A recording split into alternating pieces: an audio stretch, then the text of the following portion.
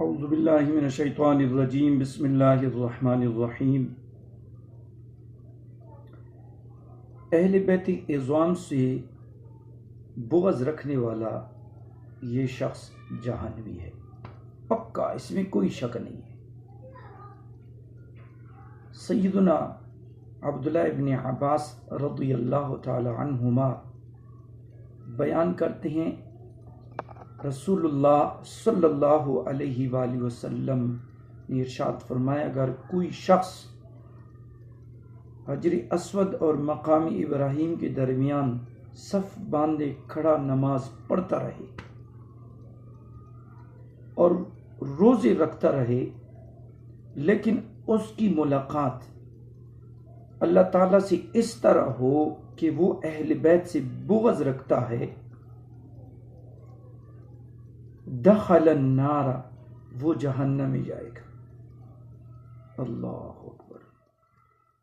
حجر اسود مقام ابراہیم کے درمیان صف باندھے کھڑا نماز پڑھتا رہے اور روزے رکھتا رہے، لیکن اس کی ملاقات اللہ تعالیٰ سے اس طرح ہو کہ وہ اہل بیت سے بغض رکھتا ہے، تو وہ پکا جہنمی ہے، دخل النار، وہ جہنم میں جائے گا۔ استغفر اللہ۔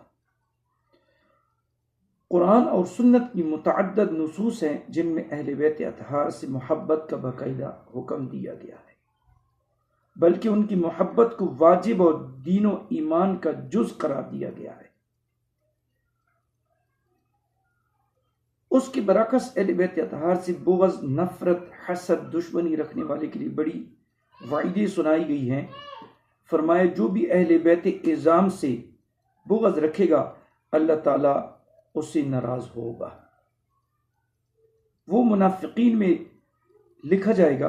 روز قیامت نبی مکرم صلی اللہ علیہ وآلہ وسلم کی دیدار اور شفاعت سے محروم ہوگا اور جہنم میں داخل کیا جائے گا۔ رسول اللہ صلی اللہ علیہ وآلہ وسلم نے ارشاد فرمایا، والذی نفسی بیدہ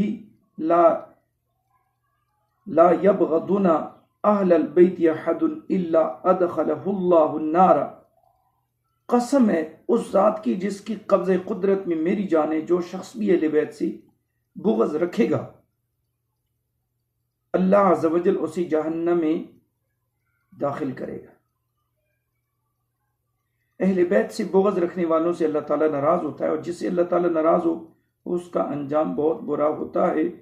رسول اللہ صلی اللہ علیہ وآلہ وسلم نے ارشاد فرمایا، ہر خاندان اپنے باپ کی طرف منسوب ہوتا ہے سوائے نسل فاطمہ کی کہ میں ہی ان کا ولی اور وارث ہوں، اور یہ سب میری عطرت ہے، یہ میری بچی ہوئی مٹی سے تخلیق کی گئی ہے۔ اللہ اکبر۔